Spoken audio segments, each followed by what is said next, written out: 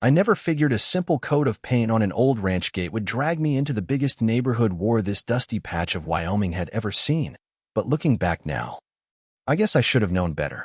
Folks around here call me Joe Carter, ex-building inspector, amateur cattle wrangler, and lately, the stubborn fool who went toe-to-toe with the almighty Hollow Creek Estates HOA. And let me tell you, I didn't just fight back. I dug in my boots, and when the dust settled, that little green gate became a banner for every fed-up neighbor within earshot.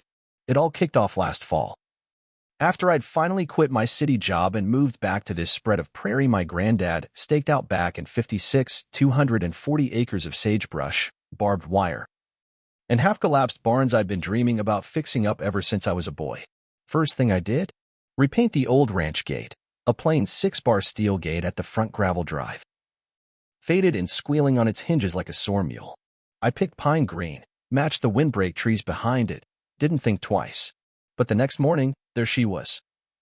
Lucinda Brock, 50-something, platinum hair sprayed into what I swear could block a Wyoming windstorm, standing right by my gate with her phone out, snapping pictures like I'd committed murder in broad daylight. "Joe Carter," she yelled before I'd even climbed out of my truck. "This shade is not on the approved palette for Hollow Creek Estates. I'm writing you up." I squinted at her, sun barely over the ridge, and just said, "Morning to you too, Lucinda. Coffee?" She didn't crack a smile. Instead, she wagged that phone at me like a judge's gavel. "You have 48 hours to correct this violation, or you'll be fined accordingly. You chose to live here, you follow the rules. We have standards, Mr. Carter." I bit my tongue. Didn't tell her I hadn't exactly chosen to live in Hollow Creek Estates, because technically, I wasn't.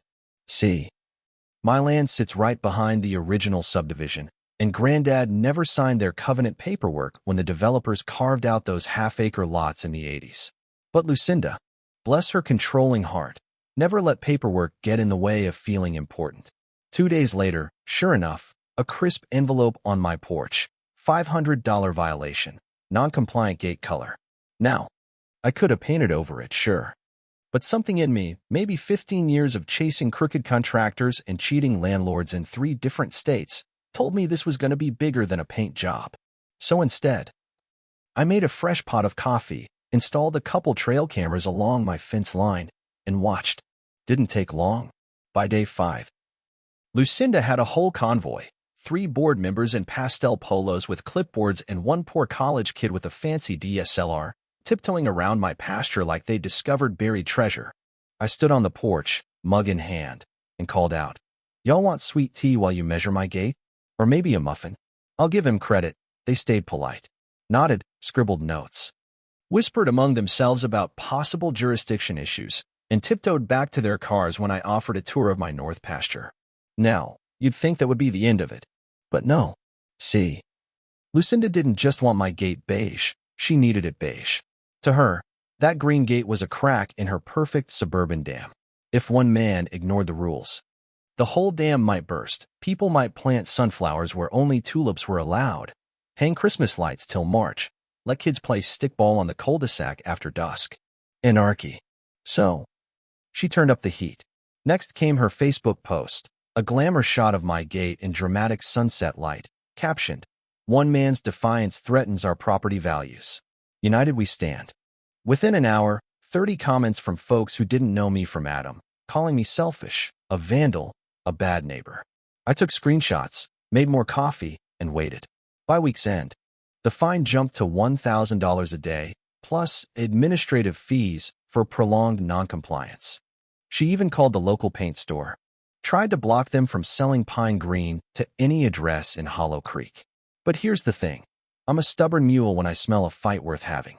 So I dusted off my old law binders, drove down to the county clerk's office, and pulled every dusty plat map and deed dating back to my granddad's handshake sale to the developers. Buried in that musty paperwork was the golden ticket. My property had been carved out of the subdivision by legal description, no covenants signed, no encumbrances filed, no rights surrendered. Lucinda had as much say over my ranch as she did over the moon. But I wasn't done yet. If you're gonna fight a petty tyrant, best not stop at your own fence line. So I started asking around, quiet conversations at the feed store, the barber's, the town diner. Turns out, More than a few neighbors had paid fines they didn't understand. Christmas lights. Mailbox colors, garage doors an inch too wide. I scribbled names and numbers, and by the time I called an old friend, now a housing lawyer in Cheyenne, I had a whole binder ready for her. She listened, laughed, then said, "Joe, this ain't a paint dispute. This is extortion wearing lipstick and a pearl necklace. Let's burn it down, legally." So we did. First, we got an inside man, or woman, rather, Carla Baines, the HOA treasurer's wife. Sweetest lady alive, a church choir singer, but tired of Lucinda's dirty tricks. She passed me copies of expense reports showing Lucinda paying her brother's landscaping company to trim her own hedges, then billing the HOA under community beautification. I nearly choked on my coffee. Then came the showdown. The next monthly HOA meeting, which usually drew maybe 10 board retirees, turned into a packed hall, standing room only. Whispers flying left and right. Lucinda strutted in like she was royalty, laptop under her arm, slides ready to show the world what a villain I was. She started with her usual sermon. Standards protect property values. One bad apple spoils the bunch, pointing to my gate like it was a crime scene photo. I stood up slow, hands steady. Voice calm. "Folks, my name's Joe Carter. Maybe you know me as the guy with the offensive gate, but you might not know I spent 15 years making sure crooked landlords didn't steal your deposits or lie about mold inspections. So, tonight, we're going to talk about facts." Then I clicked through slide after slide, certified plat maps showing my land outside their reach. Bank statements showing your dues paying for Lucinda's rose bushes, voice recordings of her calling y'all sheep, who need strong shepherding. I didn't even have to say much. The room spoke for itself, gasps, curses under folks' breath, people checking their own bank apps, remembering fines that never smelled right. Lucinda went pale, the same color she wanted my gate.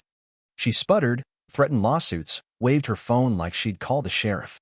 But I'd already invited the sheriff, and he just nodded from the back, arms folded. An old farmer.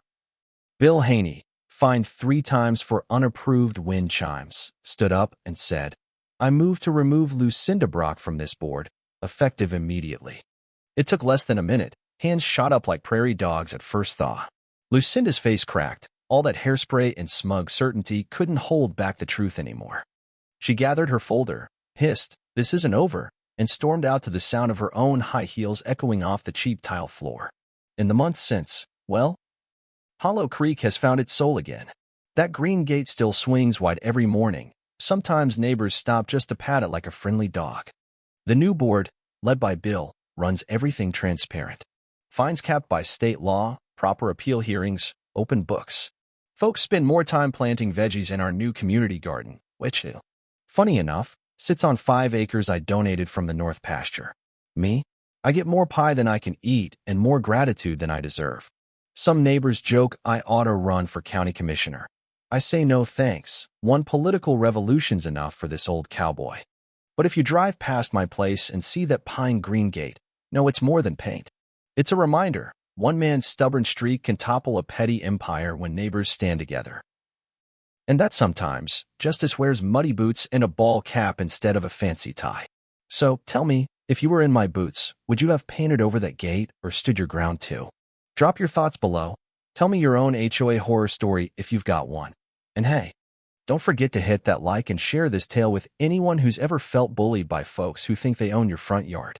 Until next time, keep your gates green and your neighbors honest.